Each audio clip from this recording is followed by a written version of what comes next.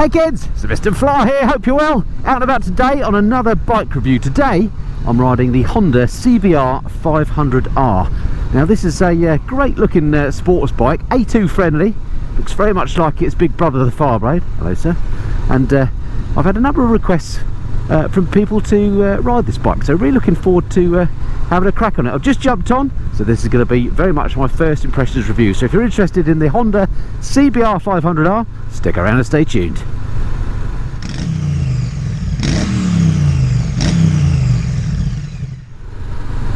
Okay, so the CBR500R then, as I say, a beautiful looking sports bike, very much aimed at the sort of new rider. So it's A2 license friendly, and for those of you not in the UK, what that means is if you're under 24 you can't ride any size motorcycle. So I won't go into all the details of how our tests work, but basically you can ride something that's, I think it's 48 HP until you're 24, he says, just looking at the map here because I don't really know where I am. And then once you're older than 24 you can pass a full-blown test and you can then ride any bike you like. So as I say, this bike aimed at those people that are in that status, if you like. Can't have any unlimited bike, but can ride something bigger than a 125, which is what you can ride after you've done your CBT. Still with me? Anyway, let's not worry about that too much. So this bike came out in its current form in 2019. This is a 2020 model, but no changes from the 2019 as far as I know. Never ridden one of these before, and I have to say, first thing that strikes me is its riding position. Super comfortable. I've ridden all sorts of sports bikes. I own a Panigale myself, and I have to say the Panigale is really uncomfortable. You jump on this, it's not uncomfortable at all. It does feel sporty. I'm leant forward, my feet are, you know, on fairly high pegs, and my knees are tucked up at an acute angle, so I do feel appropriately sporty. You've got these clip-on bars, everything's here that should be for a sports bike, but actually it still feels remarkably comfortable. I'm not all hunched up, it feels quite spacious on here. I'm not a massive person, I'm 5'8", medium sort of size fella, and it feels very, very comfortable.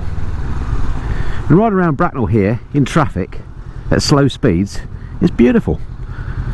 Again, just thinking about the market this bike's aimed at, if you are possibly, you know, new into bikes and this is your first big bike, or you're a youngster and you have to have the A2 license friendly machine, and it's your only bike and you need to do everything with it, then if you need to ride to work on it, absolutely brilliant.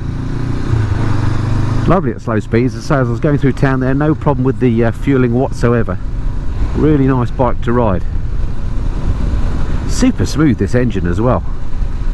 Given it's a twin, I thought it was going to be all thumpy, but actually it spins up and is lovely and smooth. There are some slight vibrations through the seat and handlebars, but they're very, very high frequency and not very big, so it's not you know, it's not an issue. It's not something that would stop me buying the bike. Now it is a bike that's built to a budget. I'll go through the cost of the bike. I think it's off the top of my head £6,099 according to the website, but we'll do the walk around and the spec in the usual way a bit later, and I'll tell you what the price is. But anyway, it's certainly at the more budget end of the new bike scale, but I have to say there's nothing about this that feels budget. The ride is lovely. It's got some nice finishing touches, like these little anodized bits on the top yokes here, look lovely in the blue. It's got an LCD, sort of an inverse LCD screen on it, which looks really nice. It's got a proper fuel gauge, I'm glad to say, as well as a gear position indicator. Everything that you need is there in that one screen and nothing else besides. Again, great for maybe the inexperienced rider, or indeed any rider. Now I've got my earplugs in, as I always ride in earplugs, but the bike sounds sporty, but it's not so super loud with the standard pipe that it's going to get on your nerves. So you could go touring on this, it would be absolutely fine in terms of, you know, you wouldn't get all fatigued because it's got that sports bike growl about it. But it does sound nice. I was talking about the riding position earlier. While we're talking about comfort generally, I am relatively upright for a sports bike. That's properly upright, and then that's on the bars, just leant forward a little bit. The seat, it's quite firm, but it's comfortable, and my feet look flat on the deck either side. Again, I'll go through the seat height and stuff when I go through the specs, but for me at 5'8", I can get my feet flat on the floor. Nothing intimidating about this at all. Nothing particularly complicated about the bike either. It doesn't have things like riding modes or fancy electronics. It's just got the stuff you need excuse me. By which I mean ABS, which I think is a great thing on motorcycles. I remember about, I don't know, about 8 years ago when ABS first started becoming a thing on bikes. Incredible that it took so long to be picked up by bike manufacturers, but there we go. It used to be an optional thing, and there are lots of people that just say, oh no, you don't need ABS on a bike, just use your right hand properly. And well, I think it's absolute rubbish. Your normal rider can't outbrake a bike that's equipped with ABS, and these days of course all bikes over 125cc, at least here in Europe, have to have ABS, so that's a good thing, and that's why this bike's got it. But anyway, whilst there's nothing behind me, let's just try the brakes. Front brake is excellent, and let's just try the back brake.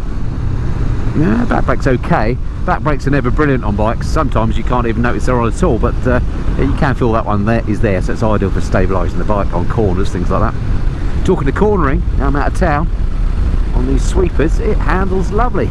Suspension is just in what I call that Goldilocks zone. It's not too hard, not too soft. Yeah, I mean, when I learnt I was going to be riding this bike, and the reason why it's taken me so long to get around to riding it is I wasn't overly enthused about it. A 500cc sports bike for the beginner rider, not necessarily something that interests me, but it really has surprised me in such a short time. I've only been on the bike for, you know, less than half an hour, and it's a lovely thing, it really is. Quickly nip by this bus.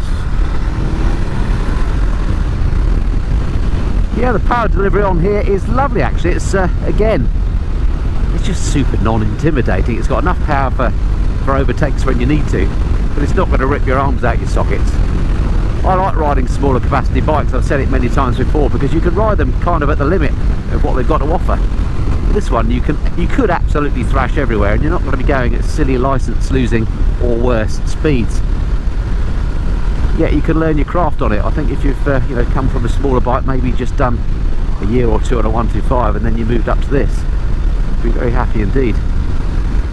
I mentioned before that it's regarded as a budget bike because it's only just over £6 as I say, but nothing about the bike feels budget. It's got the usual fantastic Honda fit and finish on this. The paint on Japanese bikes is always very nice, and this is no exception. There's a lot of plastic and stuff on here, but it looks like good quality stuff. There's nothing all flimsy or flapping around. It feels like a solid construction. It's a nicely made bike. Switch gear on here, all very, very positive. Proper switches on here, none of that PCB stuff where you're pressing bits of plastic on the circuit boards. These are actual proper tactile bits of kit, and nothing, again, as I say, too complicated. Just the usual stuff: horn indicators, lights, engine kill, start button and hazard lights, and that's your lot.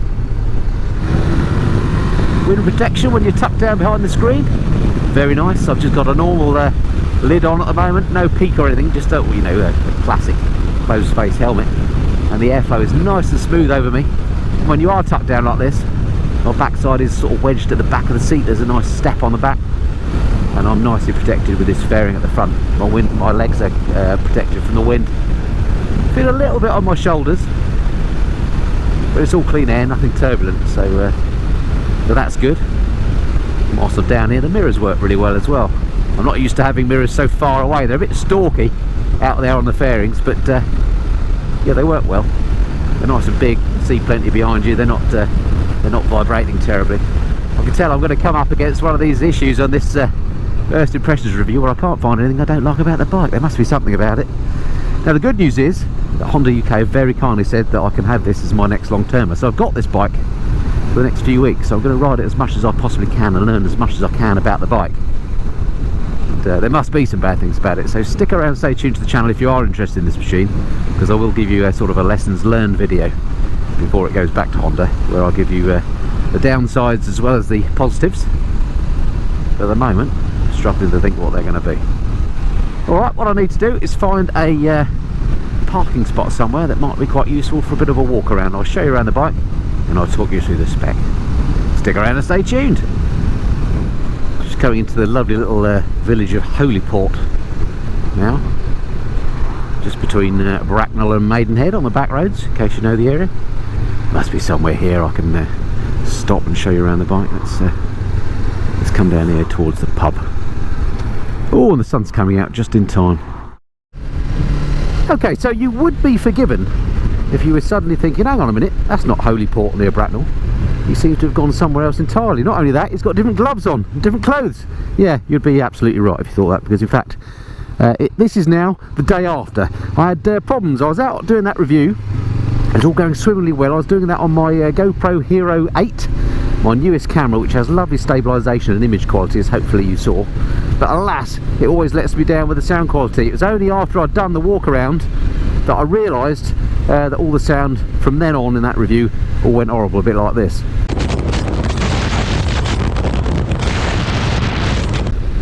So I didn't want to waste the footage from yesterday, because you don't often see me riding around Bracknell in that area, and it's a nice sunny day.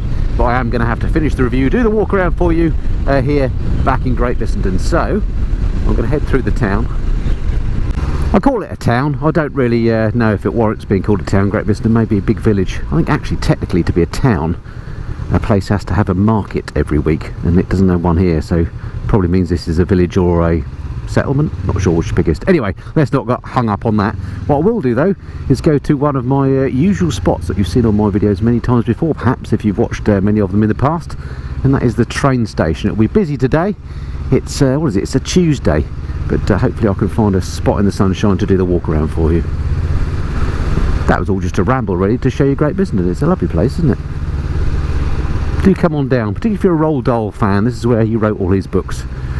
Charlie the Chocolate Factory, James and the Giant Peach, etc. All done around here.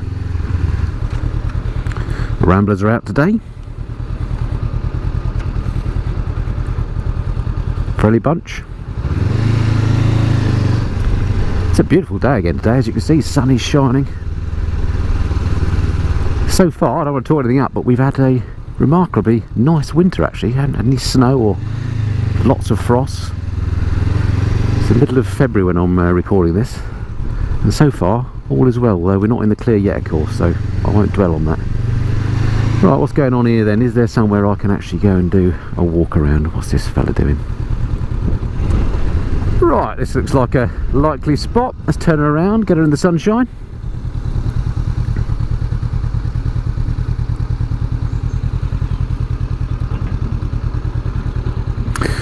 Alright, let's find neutral, which is nice and easy, and then get the stand down. Now one of the issues I have found with this, just having ridden the bike the last day, is getting the stand down actually is a bit of a faff, because you have to fold the side stand up.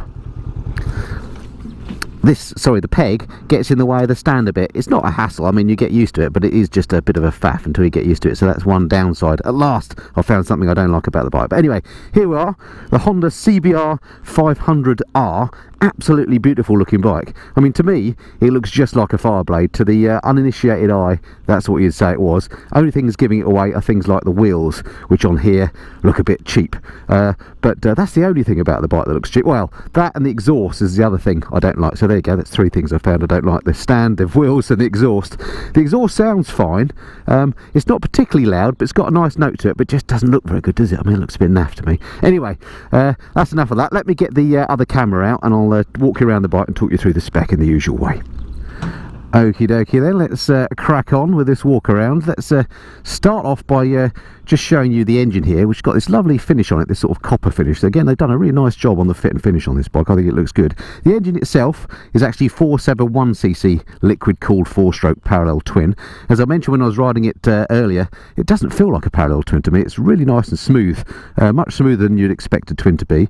Engine wise, it puts power wise, it puts out 35 kilowatts at 8,600 rpm. Don't know why manufacturers are starting talking about kilowatts now, but in the old money that's 47.59 horsepower according to Siri on Google. Does that make sense? No, Siri's Apple, isn't she? Anyway, she tells me that's 47.59 HP, which of course means it's under the 48 HP that's the requirement for it to be A2 license friendly. 43 newton meters of torque at 6,500 RPM, so it's all nice, the power, in that it's kind of in the middle, which is where you need it, particularly if you're maybe an inexperienced rider. A great bike to learn your craft on this. A fantastic first big bike, I would have thought. Let's have a look at the brakes. On this, the front has got a 320mm sort of pedal disc, which looks quite cool. Got Nissin calipers, as you can see, twin pot calipers, and that front disc is 320mm. I think I mentioned that already. And on the rear, we've got a 240mm disc with a single pot Nissin caliper. There you go, pedalled as well, and looks quite cool. And there's that exhaust, which I don't like so much. Alrighty, suspension wise at the front here, 41mm diameter telescopic forks. Nothing too flash about them. They are adjustable for preload, and you do that via those neat anodized adjusters on the top here. They just look great in the blue.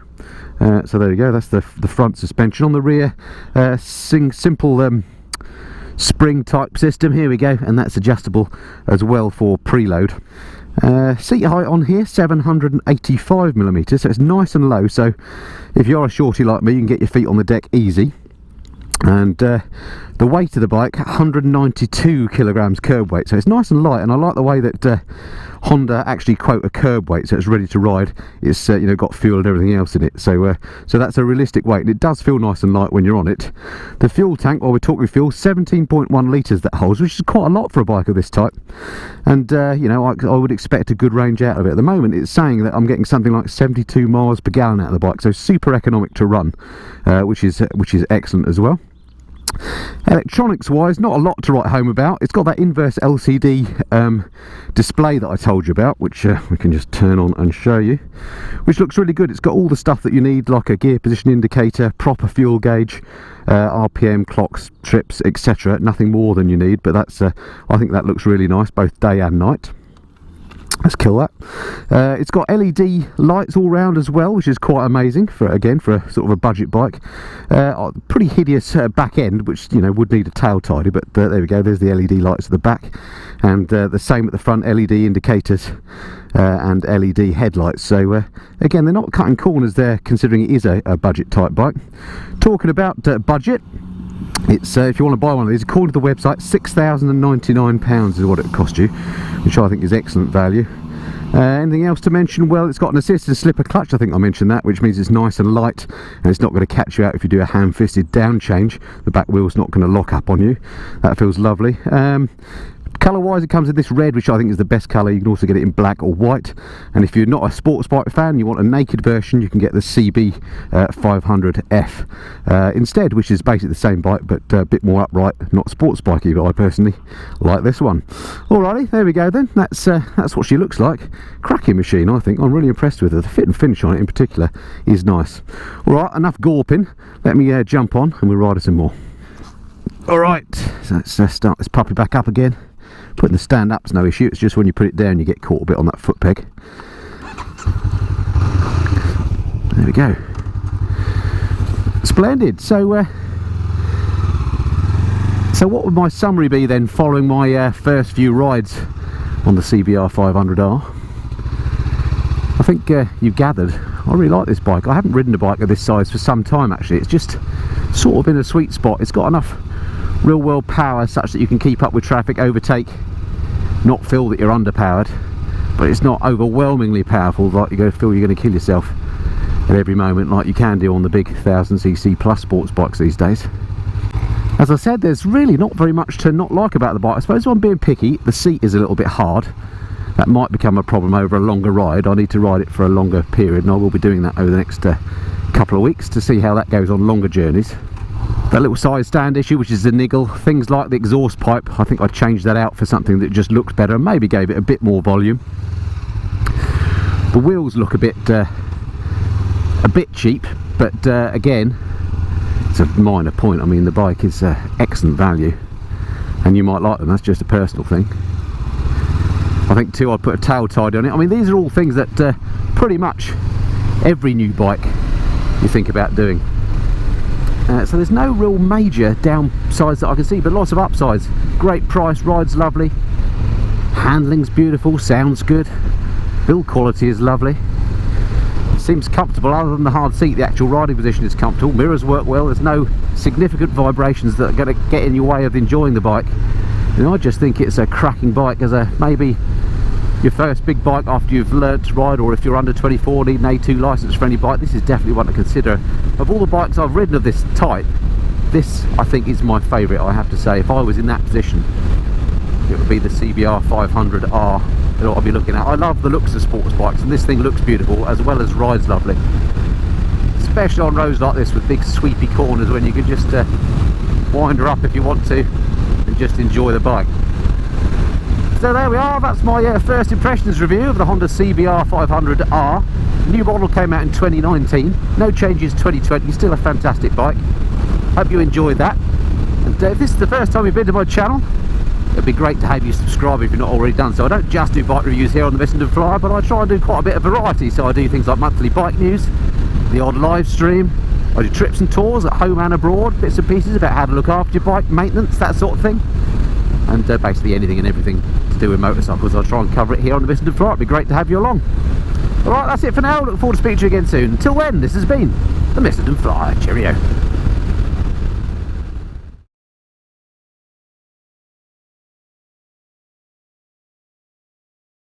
And today's white van of choice, the trusty Transit on a 51 plate. This one has seen better days, but it's no doubt done some good work in its time. Who doesn't love a Transit, eh?